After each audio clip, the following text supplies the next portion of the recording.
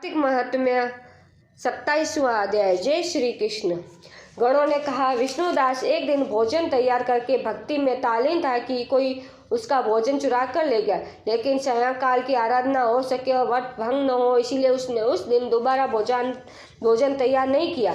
श्री नारद जी ने कहा, हे राजन, इस तरह लगातार 7 दिन तक कोई दूसरा भोजन चुराता रहा तो वह हैरान होकर सोचने लगा कि यह तो बड़ी विचित्र घटना है कि न जाने कौन हर रोज मेरे भोजन को चुरा कर ले जाता है। फिर भी इस देव स्थान को छोड़ना नहीं चाहिए। अगर मैं भोजन बनाकर खा लेता हूँ तो देर हो जाएगी और पूजा छूट जाएगी, अतः मुझे भोजन बनाकर तुरंत खाना नहीं चाहिए। बिना भगवान को भोग लगाने के वैष्णव को भोजन नहीं करना चाहिए। अगर 7 दिन बिन भोजन के बीत गए हैं तो आज का एक दिन और सही। आज मैं भली भांति भोजन की रक्षा करूंगा और देखूंगा कि हर रोज इसे कौन चुरा कर ले जाता है। ऐसा सोच विष्णुदास भोजन तैयार करके भोजन के पास ही छिप कर बैठ गया। उसने थोड़ी देर के बाद देखा कि वहाँ एक चांडाल आया जिसका शरीर बहुत दुर्बल था। उसके शरीर पर केवल चमड़ी ही चमड़ी होती थी। जब वह चांडाल भोजन चुरा कर चल दिया तो विष्णुदास ने उसे पुकारा, हे भाई, ये रूखा भोजन ले जाकर क्या करोगे? घी तो लेते जाओ। ऐसा कहकर वह श्रेष्ठ ब्राह्मण आगे को बढ़ा। विष्णुदास को अपने आते देखकर वह चांडाल तेजी से दौड़ने लगा। वह ब्राह्मण से डर गया, लेकिन दुर्बलता के कारण दौड़ न सकता था, अतः वह भूमि पर गिर पड़ा और मूर्छित हो गया। चंडाल को मूर्छित देखकर विष्णुदास लपक कर उसके पास पहुंचा और अपने वस्त्र से उस पर हवा करने लगा। और इसके बाद उसने जो कुछ देखा उसे देखकर वह आश्चर्यचकित रह गया। उसने देखा कि उसके सम्मुख शंख, चक्र, गदा, पद्म, पीताम्बरधारी चतुर्भुजी रूप, अलसी के फूल के समान कांटे वाले, छाती में कौस्तुम्भु माला से सुशोभित साक्षात श्री भगवान विष्णु खड़े हैं।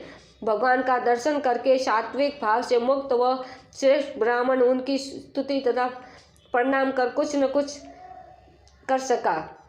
वहीं पर सब इंद्र आदि देवता भी उपस्थित हो गए और गंधर्व तथा अप्सरा आकर गीत गाने लगी तथा नृत्य करने लगी। ब्राह्मण उन्हें प्रणाम करने के लिए उतावला हुआ। यही वहां संपूर्ण देव, गंधर्व, अप्सरा आ गए। विष्णु भगवान ने अपना स्वरूप ब्राह्मण को प्रकट कर उसका आलिंगन किया और दिव्य विमान में बिठाकर उसे वैकुंठ ले गए।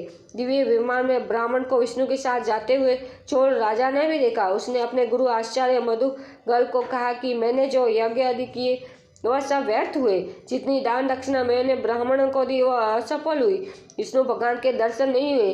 विष्णुदास ब्राह्मण ने केवल श्रद्धा से भक्ति की, उसके प्रभाव से भगवान विष्णु ने आकर उसको दर्शन दिए, इसलिए भक्ति ही सर्वोपरि है। मुझे भगवान के दर्शन के लिए राजकाज का त्याग कर भक्ति करनी चाहिए।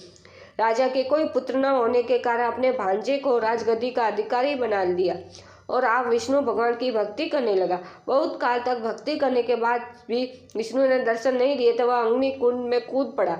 अग्नि में प्रकट होकर भगवान विष्णु ने राजा को गोदी में उठा लिया और कहा कि मैं तेरे त्याग और भक्ति से बहुत प्रसन्न हूँ। उसका आलिंगन कर उसको दिव्य विमान में अपने साथ बिठाकर वैकुंठ में ले गए। विष्णु जी ने अपने समान रूप वाले ब्राह्मण को पुण्यशील और राजा चोल को सुशीला नाम देकर दोनों को अपने द्वारपाल बना दिया। जय श्री कृष्ण। धन्यवाद।